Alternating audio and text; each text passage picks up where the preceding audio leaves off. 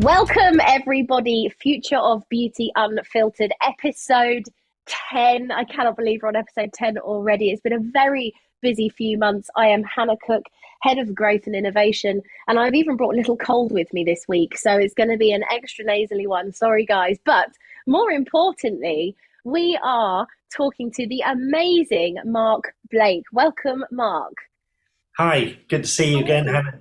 Yes, I was so excited. Honestly, we've been chatting for ages and I've been so excited to get you on this podcast. So I'm so chuffed that you've taken the time out your busy schedule to join us today.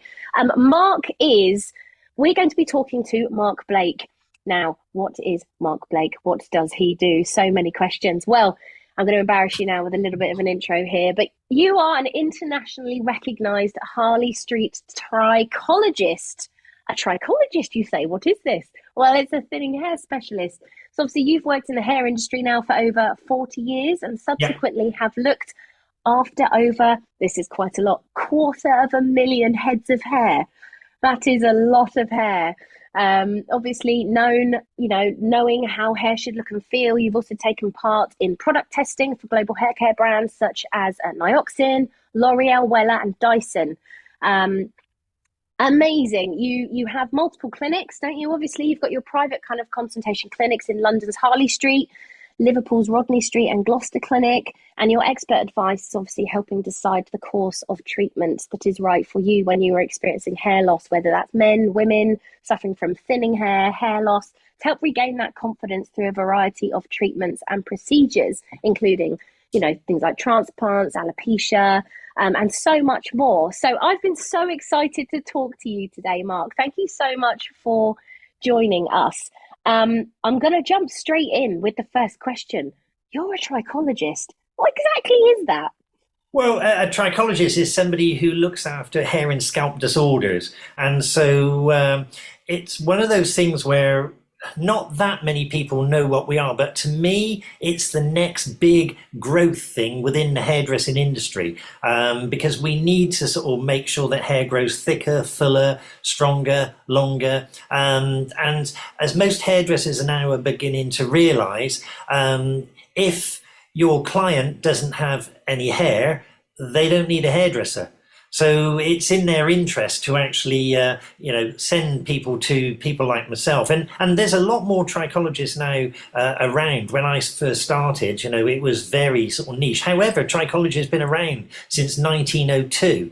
So it's not a new thing, although it's the new kid on the block. It's the new Moroccan oil. It's the new GHD. So everybody is sort of recognizing it and wanting to get on board now.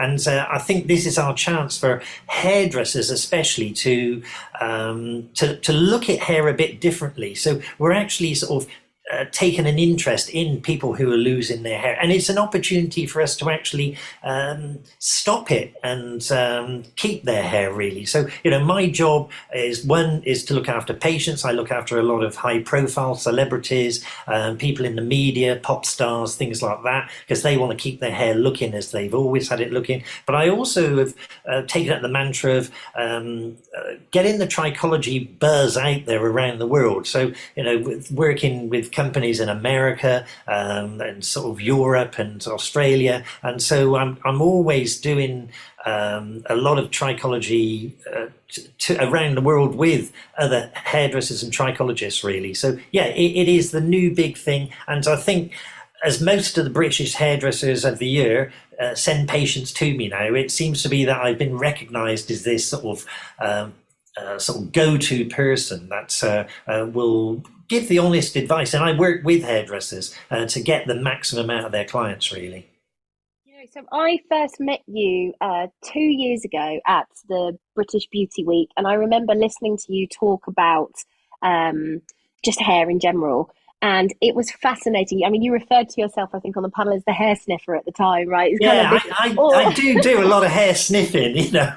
I'm known as a hair sniffer, and I teach people how to sniff hair. And it's not something that hairdressers should probably do. But as a trichologist, I'm always looking for clues. I always say I'm like a Sherlock Holmes. So from the moment I sort of shake your hand to see if your hand's cold, if your nails are soft, I'm looking to see what information I can get, and sometimes sniffing hair will tell me if there's bacteria infection when you washed your hair. It gives me lots of clues. So as I'm coming towards you, I'm scanning you, looking for lateral thin in the eyebrows, maybe some sort of excessive facial hair, for some dead skin on your shoulders. Do you have bad hair one side rather than the other, which might be nothing to do with hair. It could be what we call handbag hair, like you've got a chained handbag that just ruins your hair one side. So all the time I'm looking for clues, because when I ask people about their hair in a clinic, I know they're not always going to tell me the truth.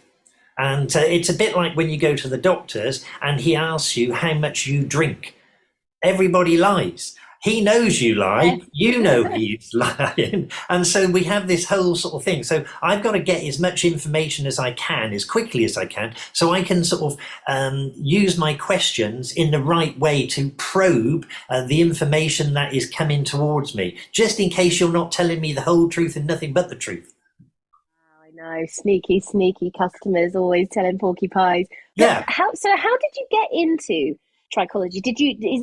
Is that how you started? Did you start as a hairdresser? Like, what was your journey to actually becoming? Yeah, I was a hairdresser. I've been a hairdresser since sort of leaving school. I did maths, physics and geography A-levels, and got into Mensa with 152 IQ and learned to program in 2 computer languages when I was at school.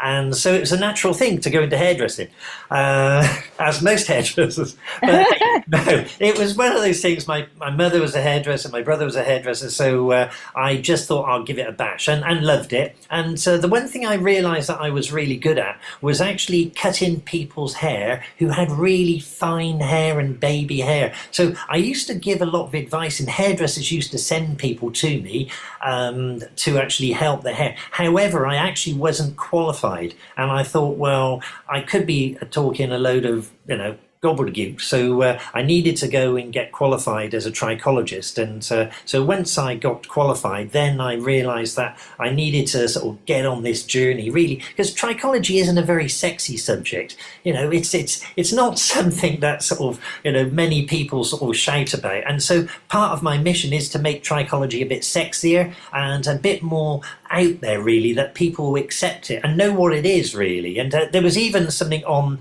I think it was the Chase or something like that the other day, asked what a trichologist was. And so I thought, crikey, it is starting to get out there. And the fact that most of the main hairdressers around the UK and around the world now actually message me asking for questions, I know this is sort of happening. And they realise that nobody else is really sort of doing this in the right way. And so, I know from the amount of clients, or I don't call them clients, I call them patients, obviously. And because, clients are when you do it as hairdressing, but patients are when you actually are dealing with them in more of a medical way. And, we're looking at nutrition, we're looking at sort of contraception, we're looking at hormones. It could be anything. There's over 50 different reasons why women could lose their hair. And the problem is that if people find one issue why they're losing their hair, they tend to give up.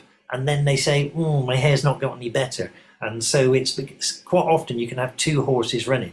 And a really important thing when I'm teaching for various companies, I always say to them, when you do your initial consultation, the one thing to say to the patient is, if your hair looks exactly the same in 6 months' time, that's a success, because hair loss gets worse. It doesn't get better left untreated, because one of the things you have to safeguard yourself with is that somebody has said, well, I've done all this work, I've used this shampoo and I've done this and my hair looks exactly the same. And then that sort of, it's a positive, but they've turned it into a negative. So I think you have to cover yourself and make sure. And that's where a lot of people, a lot of hairdressers can come unstuck, because they say, well, I've used this shampoo now for 6 months and it looks exactly the same. You say, great, that's a success. Remember when I said to you when we first met? And so, yeah, you have to make sure that certain things are in place, because it's a bit like when hairdressers try and sell retail and somebody says no. They get deflated and they don't like hearing that word no, and they don't like asking the next person. And so it almost sounds a bit inappropriate, but sometimes, when we were younger in a nightclub and you asked somebody out and they said no, did you go home in sulk, or did you just go and ask somebody else out? And everything, in the hairdressing industry is a bit of a numbers game, really. So you have to keep things real. Hairdressing is really interesting, I think, because there's kind of the trichology end, obviously, where it's the health of hair, right? It's about growing good hair. And I think a lot of the time we just assume that the hair that's on our head is just, it is how it is. And actually that your diet and your lifestyle and everything else has no impact on that. It's just hair. It's just there. It's always grown since the day we've been born. But then there's the other end, which is it's far more kind of aesthetic. And so I think with hairdressers, you kind of assume there's a lot of pressure put on hairdressers sometimes to expect them to know every magic miracle answer when it comes to how to kind of grow hair. Why isn't it growing fast enough? Why can't I have it in this style? And it's all very much around, the amount of people that wear extensions or things that to give that kind of look of thicker, healthier hair. When people obviously think of beautiful hair, and this was one of the things that was a game changer for me, actually. You said this as well when I first met you around, there seems to be an invisible line from when it comes to women from kind of the hairline back. Yeah, where there is. There's invisible line on your forehead where you're willing to spend money on beautiful Lancome or whatever, sort of beautiful products on your face. And then this invisible line at the top of your forehead where you just forget and abuse and think, well, I'm not spending that on a shampoo. And, scalp health is directly linked to hair health. If you imagine you've got between 100 and 150,000 hairs on your head, you grow between 0.3 and 0.5 millimeters of hair a day. So if you put that 0.3 and 0.5 millimeters end on end, multiply it up by 100 to 150,000, all those little bits mean you'll grow, if you add them all up together, 36 meters of hair a day. It is the second most prolific cell producer in the body after bone marrow. And you will only grow 36 meters of the good stuff out of what you eat or retain. So you have to actually make sure you're feeding enough goodness into your body to grow 36 meters of the good stuff. You'll still grow 36 meters of the weak iffy stuff, even if you have a bad diet. But who wants to grow 36 meters of the weak iffy stuff? And so, part of it is actually making sure we grow this great hair. And, it takes around about 160 calories to grow 1 gram of hair. Wow. So, and this is a sweeping statement, but, women are always on a diet. They're fatty eaters. They're constantly looking, what's the latest fad to eat this or that. And quite often, a lot of these restrictive diets are restricting calorific intake. And then they wonder why they've actually sort of not got as great hair. Because, your hair needs this energy, and your body, your hair is like a secondary type cell. So your body needs the energy for your heart, your lungs, your kidneys to keep you alive. And so if you're not getting enough calories, it diverts the energy to those organs and shuts it off towards the hair. So it takes a secondary role. So, restricted diets can be great to make you lose weight, but they are great to make you lose hair or to grow thinner, skinnier hair. So we have to take everything in the balance. And if you imagine your hair is around about 85% protein, it doesn't take a genius to work out what you got to eat to grow good quality hair. You need protein. And so all the time, we're needing to sort of feed our hair. And, men get very few nutritional issues with hair because they're constantly eating. They graze. Women don't, and like I say, this is a real sweeping statement. I probably get into trouble for it, but most women don't tend to eat breakfast until about 10ish. And because they're on the go, there's too much going on. And so, your body only stores the energy for about 4 to 5 hours. So once you've woke up, you've eaten at 8 o'clock at night, you're already in a deficit, really. So, and women tend to notice it more because they've got longer hair. So all the time we're having to think, how can we sort of hedge our bets to get better quality hair. And you might have, you go for your normal sort of colour, and all of a sudden it doesn't work out quite as good as it used to because the blonde, it sort of tears off or something like that. Well, it might be nothing to do with the actual colorist. It could be because you're growing weaker hair. And, sometimes we always look to blame, oh, they've done this. But you forget it might be you who's actually not been growing a cotton blouse. You've been growing a silk blouse, which sounds lovely, but you can't treat a cotton blouse and a silk blouse the same. So, yeah, there's lots of factors to throw into the mix, really. And do you know, you've touched on something here, men and the differences between men and women and the hair challenges. And I think that's always really, really interesting. So if we start with women, women are obsessed with growing long, thick, shiny, luscious hair. I think I've spent my life growing my hair, and then I go, I'm bored, and then I cut it all off, and then I go, oh, I want it long again now, and then I go through the process over the next 18 months of growing it again. And there's definitely, I think I've seen, like you've kind of said, a massive shift in the industry in the last 2 years, maybe 18 months, where the phrase scalp health versus hair health is coming out a lot more, because people are actually and it's all becoming a lot more holistic, isn't it, in hairdressing? Yeah. People are really starting to kind of push back and say, well, actually, there's only so much I, as your hairdresser, can do. This is the canvas I have. These are the things you can do to improve the quality of your canvas. And that's where kind of you were saying that trichology is coming into the mix a bit more. So you've got kind of the women's side. What do you think are kind of the 3 key things that women should be doing if they're trying to kind of grow healthy hair? And then obviously you've got men on the other hand who are suffering more with hair loss, and that's a whole nother story, right? So the one thing is nutritional, whereas men tend to lose it because of a sensitivity to a form of testosterone.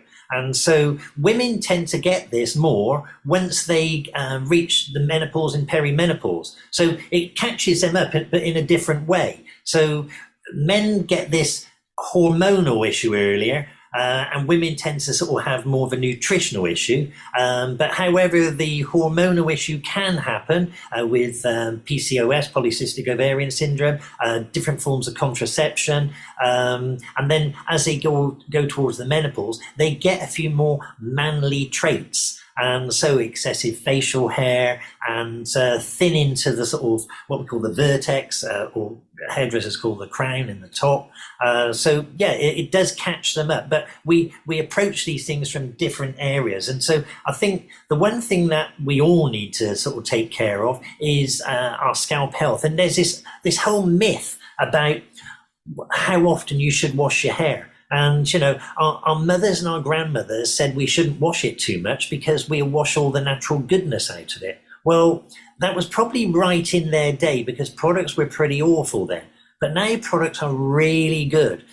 They contain humectants that take moisture out of the air and put it into your hair. So they're sucking in moisture to your hair. And so you can almost wash it as often as you want. So there is no, wash it once a week, every other day. You don't have to wash it every day, but it actually won't hurt your hair or your scalp if you do wash it every day. And so I think, the whole scalp hygiene thing is a lot more really. And we need to give our scalps a bit more of a rub. And people who are losing their hair tend to wash their hair like an apprentice on their first week. It's a bit like pushing a wet fish over the head, really. And so people who are losing their hair tend to sort of worry about washing it too hard. And we need to give it a little bit more vigor. And one of the things, I do a lot of teaching classes. And so next year I'm going to be sort of teaching around the country. And so, it's for hairdressers to come in sort of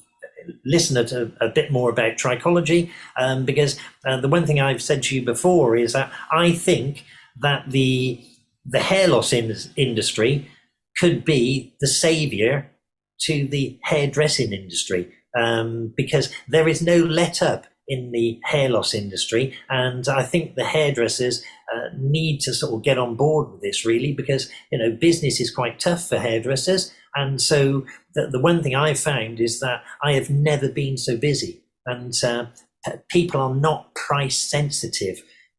in this. I charge in my Gloucester and Liverpool clinic £225 an hour, and in my London clinic £540 an hour. And I think I'm too cheap. And nobody's ever moaned that I'm too expensive. And people think I'm really good value. And I am, because I give my heart and soul to it. That is not the pricing point. Why do you think people are, why do you think you're so, so busy as a trichologist? Why is there a shift? Yeah, I think the one thing is that we look in the mirror. We live in a very Instagram world, unfortunately, and so nobody likes how they look. That's why everybody seems to be using a filter, and so everybody wants to look like somebody else, but those people don't look like the way they look anyway. So we're constantly judging ourselves and holding ourselves to ransom emotionally, really, when we look in the mirror. So we want better hair, we want to be able to do things with it, and the one thing I get very emotional about is the people who are really, really losing hair. It's great, actually, if I can just thicken somebody's hair up and give them the hair they deserve. But it's the people who that are really losing it. And, your heart goes out to some of these people. And, we'll try every sort of thing we can. And sometimes it can be that we can only do so much, and they might need a wig, they might need a hair transplant. But I think the fact that you've exhausted every opportunity, one of the treatments I do is a stem cell activator to increase stem cell activity by 70%, because I want to actually see if we can turbocharge the hair from within. And it's a bit like using Miracle Grow on your hanging baskets. Your hanging baskets are going to grow anyway, but if you use Miracle Grow on them, they grow even better. And so sometimes we need to, if we've got the nutritional levels and everything else in the right sense, then we need to come in and turbocharge the hair. But, it's finding out, it's a bit of a jigsaw puzzle. It's finding out exactly what we need to do, because it's pointless using some things, and I hear some people say, oh, drink aloe vera and things like that. Yeah, that's never going to do anything for your hair. So, and the big myth at the moment is the biotin myth and the collagen myth sort of thing. Collagen is great for skin, but there's no evidence that taking collagen will do anything for your hair. And, biotin is the other thing, is that biotin is essential for sort of growing, great hair. However, nobody is deficient in biotin. And, we have this big thing that doctors say, oh, take biotin. But, very few people are deficient in biotin. So a lot of people waste money on the wrong things. They're not necessarily going to do anything bad to you, but I'd rather you spend your money on what works and concentrate on the good things, rather than sort of things that are just not going to make any difference. And then you're going to lose sort of face with it, really. Are there generic things that, I know obviously a lot of the time you go very personal, it's all bespoke, right? Because it's based on their own metabolisms, nutritional challenges. But are there kind of generic things that people should be thinking about if they're wanting to grow better? So you've already said that, in your view, biotin isn't something that you should be investing in. I think vitamin B12 is one of the things that B12. I mean, women are classically deficient in B12. So your GP will probably only worry if your B12 level is under around about 180. However, for your hair, I'd want it to be between 400 and 500. So, you go to your doctor, says there's a problem with your hair, and he says your B12 level's fine, and it comes in at something like about 225. Well, it's always going to be rubbish, your hair, because your levels just aren't high enough. But your GP works on minimum sort of levels, and bless your GP, they are there to make sure you're not going to die. And, at those levels, you are not going to die. And so they have done their job. However, hair is seen as cosmetic. The chances are you're not going to have the best possible hair. And I want you to grow that optimum hair. So I'm looking to fine tune all your levels to make sure all those little bits add up into a bigger picture, really.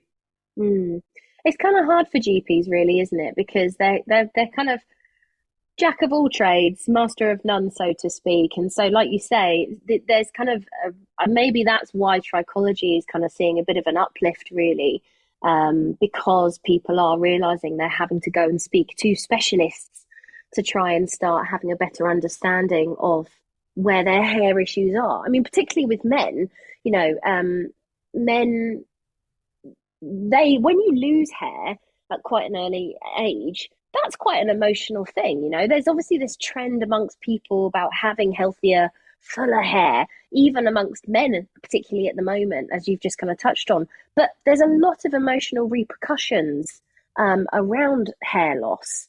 And you must see quite a wide range of that. I mean, my sister, bless her, had leukemia last year, and had to go through that kind of process during her treatment. And I know that you work with a lot of people that are recovering from kind of cancer and treatments as well, to help them understand on how to grow that hair again. What kind of things do you see when you're working with people that are going through hair loss at quite an aggressive scale? It is a really emotional sort of time, and I cut a lot of people's hair off who are going for chemotherapy when we're prepping them for wigs and things like this. And the one thing I always do, I call it the money shot, because I cut their hair off and I get them to hold the hair in their hand. And with a big smile, because some of these pictures they don't want to see now, but in a year, 2 years time, because a lot of my patients I look after for years, and so they have this sort of great memory. And a lady whose hair I shaved off actually on Boxing Day last year, she's just brought in her old wig for me, because her hair is growing back through now after her treatment. And I say to my patients, it doesn't matter what day it is, and if it had been Christmas Day, it wouldn't have made a difference. As it was Boxing Day, so it was nearly. But when they start their treatment, they don't know when their hair is going to come out, and so I just say, you have me on speed dial, because I don't think your partner should do that for you. It's quite barbaric shaving somebody's hair off. And so I think that should be me, that they come in looking one way. I've already prepped a wig.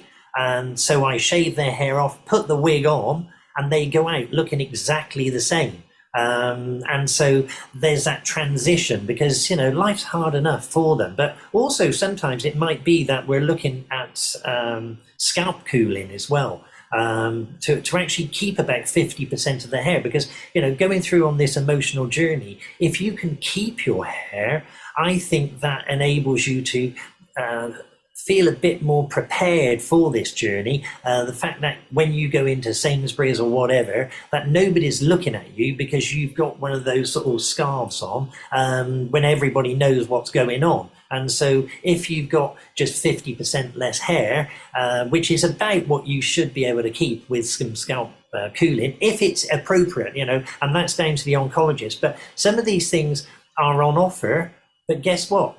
Only if you ask for them. So if you don't ask for them, one of the things I do on my courses is to actually, say to the hairdresser, it's very tough when your client says, I'm not going to make another appointment because I don't know when I'm coming back because I've got cancer and I'm going for treatment. What do you say? Do you watch Strictly? It's a terrible conversation. So it should be, right, ask your oncologist if you can have scalp cooling.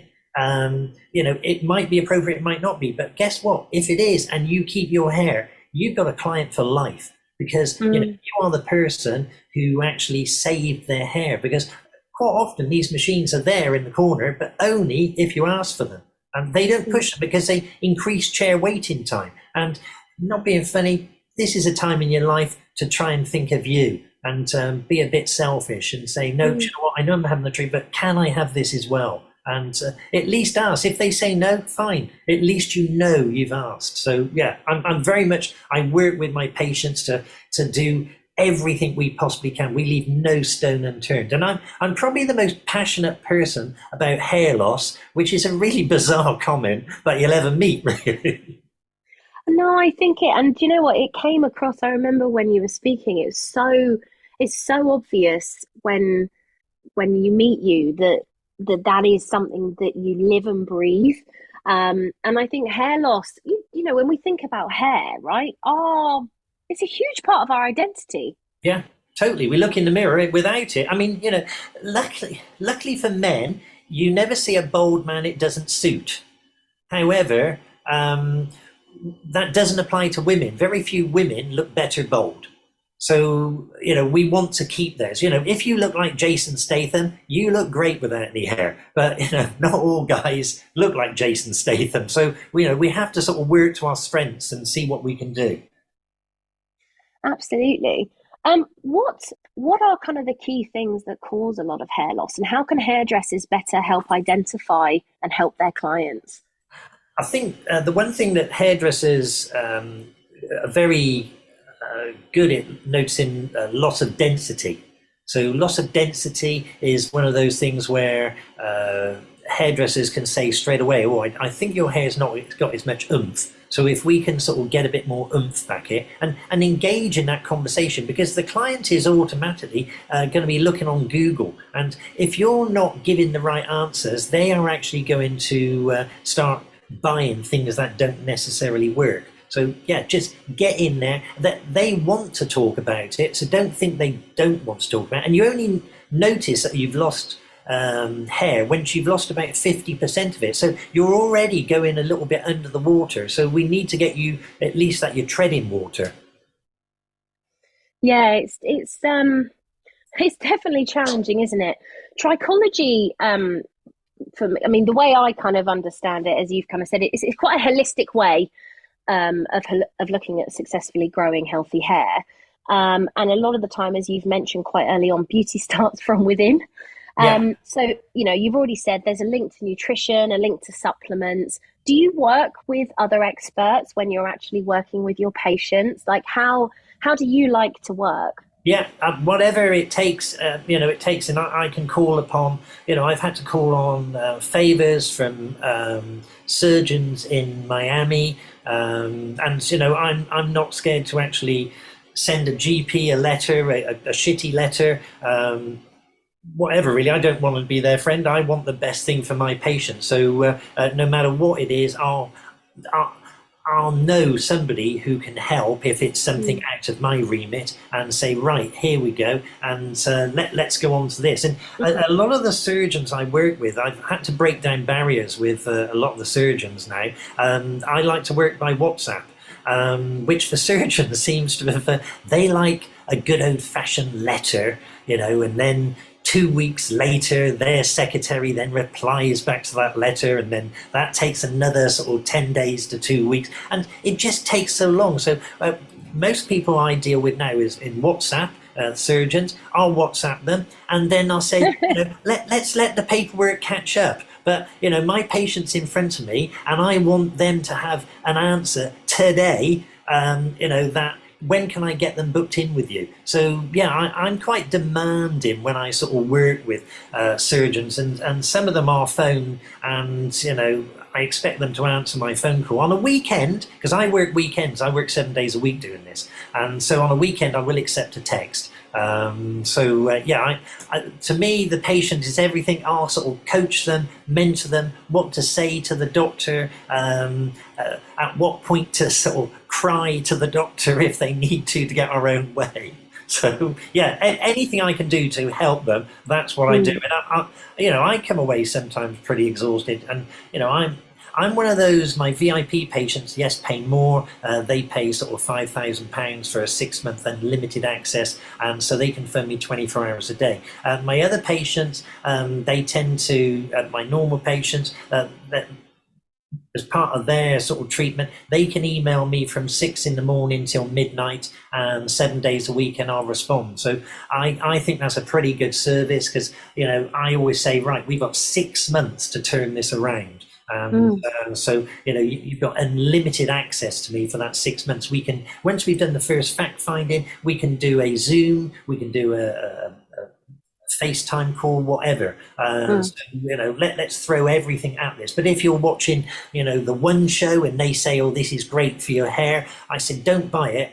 You message me and ask me, is it great for your hair? Because it might not be the perfect thing. So hairdressing and like let's talk about brands for a little bit. So there's a lot of different hairdressing is a very saturated market. There's a new hair care brand coming out what feels like every other day at the moment. In your view, are there any kind of leading brands that are actually kind of being quite innovative and leading the way when it comes to scalp health and talking about hair health in a different way? I mean, I know for me, Avida's always been one that's up there because they even have ranges where they take into consideration cancer patients and all those kind of other things. Like for you, are there any kind of shining stars in the industry that? Yeah, Aveda is one of those things that I've always loved that because it is a natural sort of product, and especially cancer patients are looking for more of a natural product. I work a lot with Nioxin because it is one of those sort of products that can really sort of get you thicker, fuller hair. And I always say it's great because using their sort of product can fake it until you can make it. And so, we're very impatient these days. So we want sort of instant gratification. So if you can fake fuller hair, then while you're making it underneath, that's fantastic. But the one thing you have to remember with a lot of products that are faking it, they're only working while you're using them. The moment you stop, you've still got the same pretty rubbish hair. So we have to make sure that you're using the appropriate treatments at the same time, because we just need to make that better hair grow from within, or to stop whatever hormonal issue from impacting on it. And obviously, the menopause, is the big sort of thing these days. And if you haven't got the menopause, then, you're almost untrendy at the moment. And so we need to, we need to cover our bases with the menopause. And it has huge impact on the hair. So we need to sort of get in early on the menopause because, prevention is better than cure, really. Well, do you know what? You are doing a cracking job at transitioning into my questions today. I'll tell you that, Mark. You're doing my job for me. Because actually, as I said to you earlier, I didn't read your questions before you came up. I know. It's brilliant. You could just talk. So menopause, you're right. Menopause is a really big topic at the moment. I think people, it's not just women, men as well, but women in particular in the later stages in life have some serious hormonal shifts that happen. And menopause does have a big impact on not just their hair, but their skin, their emotional well-being, lots of physical kind of signs and symptoms. How can trichology help with women that are perimenopausal? Because technically it can start from as early as 35. Yeah, and some women, can go into very, very early menopause. So it's all about sort of lowering estrogen levels, and it can be that, how can you say, sort of the whole thing with it is that HRT became very unfashionable. And now HRT is very fashionable, and HRT is fantastic for most people's hair. But it's still got a little bit of bad press, but there's lots of different HRTs out there. So just because your doctor puts you on one HRT doesn't mean that's the right one for you. And we get easily fobbed off because quite often doctors, and this is another sweeping statement, probably get me into trouble, they put you on the cheapest one there is.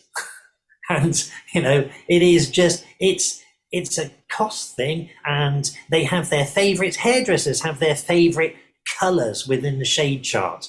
Doctors have their favorite sort of ones, and there's loads out there. But that doesn't mean, I had a patient who had a heart problem, and but the medication was impacting on the hair. So we just wrote and asked the doctor if they could she could change this heart medication to a different one.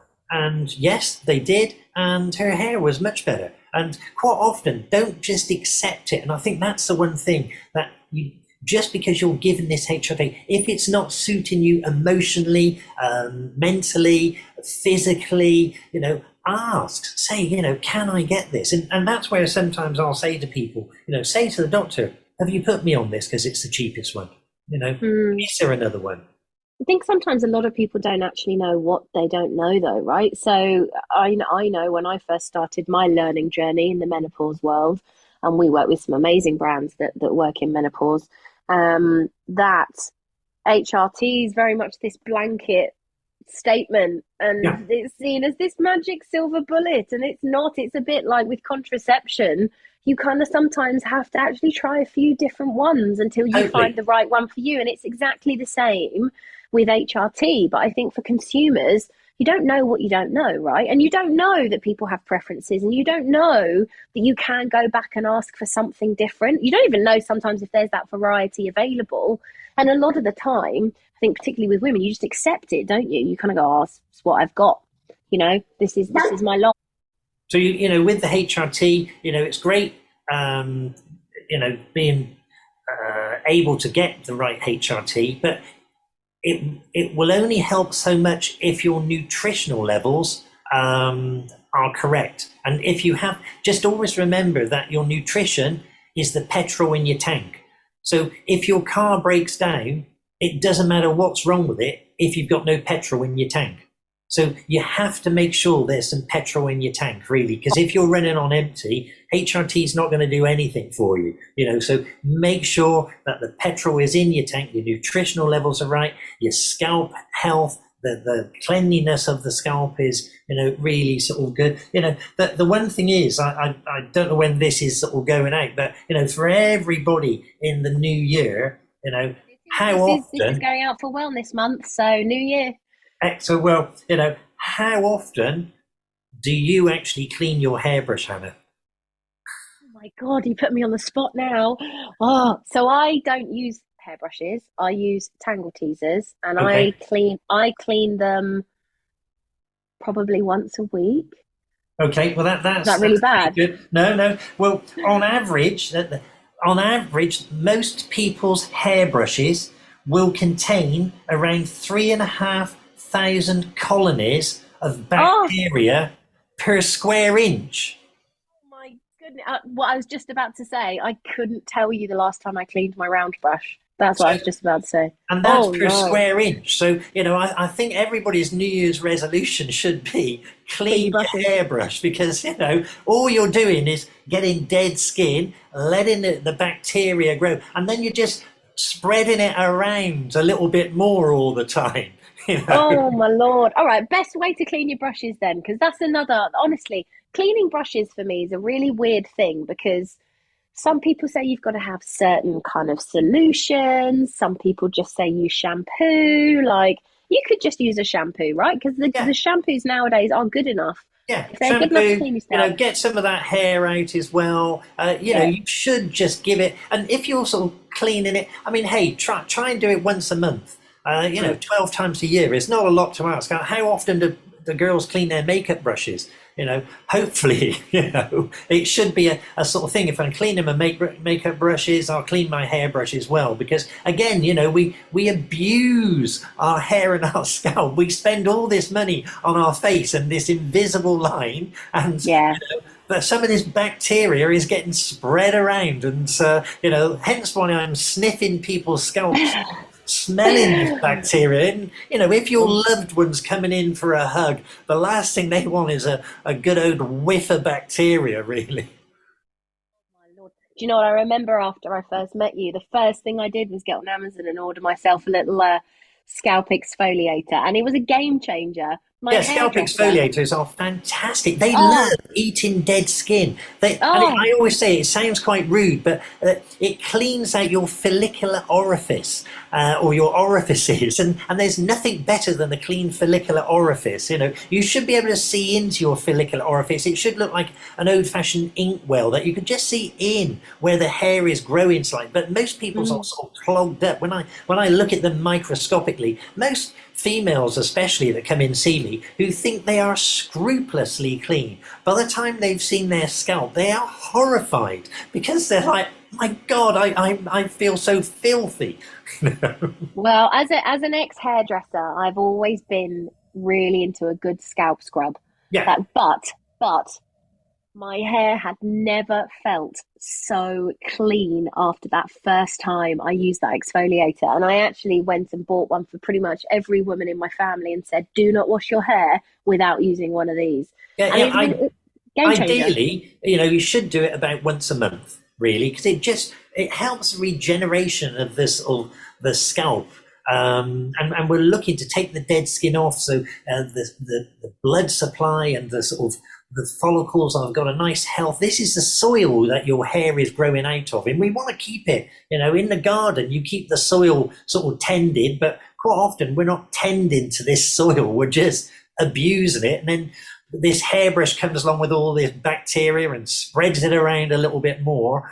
So, yeah, when you think about it, we've got a little bit of work to do, really. And I think, educating hairdressers to educate the client, really, because, it all helps on shampoo sales, scalp health, growing better hair, growing thicker hair, so we can color it more. We can actually do a lot more things. And, even hair extensions. My job is with a lot of high profile wags and pop stars is to make sure that their extensions don't fall out. Well, if they're having these extensions in to make the hair look thicker, but if the hair isn't strong enough to take it, then it's going to be a bit of an embarrassing situation as they're coming down the red carpet and their extensions are starting to sort of fall out on the floor. Mm. It's really interesting, isn't it? I think there's definitely loads and loads of different opportunities where hairdressers, and not just hairdressers, but actually the bodies that educate them and bring the hairdressers in the first place. I know that's something that Millie's really passionate about with the British Beauty Council, is actually Yeah. making sure that education is done right. Also, I think that when you go to the dentist now, they do an oral hygiene check. And if you go to the dentist and they didn't do that, you'd think you were a little bit undersold. And part of one of my missions is that as hairdressers, when we sort of do either a consultation, we're cutting people's hair or we're coloring people's hair, we go through every single section. And we should say to them, I'm just going to have a little look at your scalp to check there's nothing untoward. Because, I've seen a huge rise in scalp cancer. And I'm not asking hairdressers to say, oh, you've got scalp cancer. And what I'm asking hairdressers to say is, I don't like the look of that. I think you should go to the doctors, or keep an eye on that because I've not seen that before. I just want to check it's not got any bigger. And so, you can be the hairdresser that saves somebody's life. And I think that eventually part of our consultation, we will actually say, I'm just going to do a quick scalp check to make sure that everything is in order. And this will be, as we get more professional, this is something that will help us to be more professional. Absolutely. And it's helping their clients long term to have that better canvas, isn't it? Well, They're the ones. It's one of the things that I still cut hair a few days a week, but it's building that sort of trust and that you're telling people the truth and that they buy into you because you're this fountain of knowledge. I'm telling them what they should be eating for breakfast. And even when I'm sort of cutting their hair, I'm discussing this. I'm checking the shape of their head. And a new client that comes into your shop might be sort of looking around and judging you up against the last salon they went to, and they got their head down, so the chances are they're looking at your skirting board. But to stop that, I'm sort of feeling the occipital bone, and I'll check the shape of it, and I'll say, "Oh, I think you've got some Irish ancestry, or you've got some Eastern ancestry because of the shape of that." And straight away they're like, and I'll tell them something about how they should look after the hair or whatever. And they said, I've been going to the hairdressers for 30 years and nobody's ever told me this. And I think, while we talk about hair, the clients or the patient, the client, whatever you want to call them, they are very interested in it. And if you can tell them something they've never heard before, they've stopped looking around the salon, they're looking in the mirror and they're nodding, and they want to know because you're giving them something they've never heard before. And it's a huge part of someone's identity. It really is. Totally. It's so massive. And back to what you were saying earlier around we're living in an age of people are more aware. I think because people are online. Like I've spent this whole time, there's my face right on the camera. Like we're constantly on video calls now. We're constantly on our phones. We're on FaceTime. So we're more aware than ever before about all of the little nooks and crannies of our physical beings that we do or don't like.